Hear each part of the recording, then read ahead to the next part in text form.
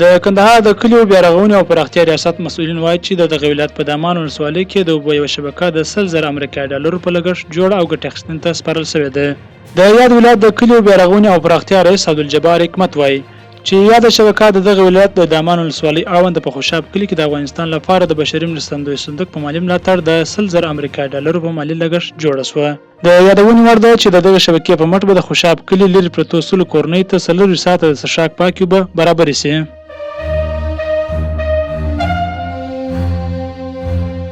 د تورخم دروازې تړلې پاتې کېدو د کابل او اسلام آباد سوداګرو ته ګڼ زیانونه اړولي. د افغانستان پاکستان د سوداګرۍ د ګډې خونې شمیرې ښیي چې په وروستیو 5 ورځو کې د تورخم د لارې د تړل کېدو له امله د افغانستان او پاکستان سوداګرو ته $1 ملیون زیان رسېدلی. د دې خونې رئیس خانجان الکوزی زیاتوي چې د صادراتو پر زیانمنېدو سربیره د پاکستان له لارې ترانزیت هم له ستونزو سره مخ شوی دی. بل پلو یو شمېر سوداګر وایي چې اوس مهال تازه میوه او سابه تر ډیره پاکستان ته صادریږي چې د تورخم بندر لارې تړل کېدو اندېښمن کړي دي.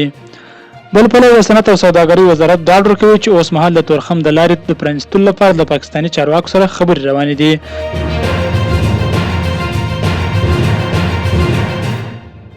کابل کې ځینې متقاعدین یو ځل بیا له سرپرست حکومت څخه د معاشونو غوښتونکي شول. دوی وایي که څه هم په دې هکله په تېرو 2 کلونو کې په څو واره لارښوونونه وکړل خو تر اوسه په دې برخه کې د سرپرست حکومت لخوا هیڅ ګام نه دی اخیستل شوی. بل خوا د مالیې وزارت وایي تر څو چې د سرپرست حکومت مشر په دې تړاو لارښوونه نه وي کړې هیڅ کار نشي کولی.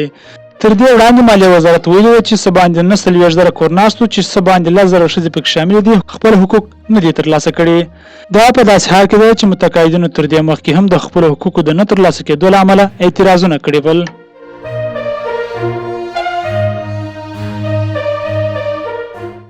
د خوړو نړیوال پروګرام ویلي چې که په افغانستان کې زیانمنو خلکو ته مرستې ونه رسېږي د دې هېواد میلیونونه وګړي په راروان ژمي کې د خپلو سیمو پرېښودو ته اړ شي.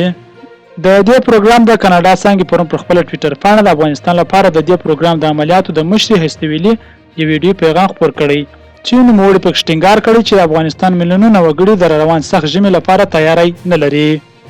هغې له بسپنه ورکوونکو هیوادونو وغوښتل چې هر څومره ژر کېدای شي د خوړو له نړیوال پروګرام سره د $1 ملیارډ مرسته وکړي تر څو وکولی شي په افغانستان کې 21 میلیونه زیانمنو وګړو ته بشري مرستې ورسوي.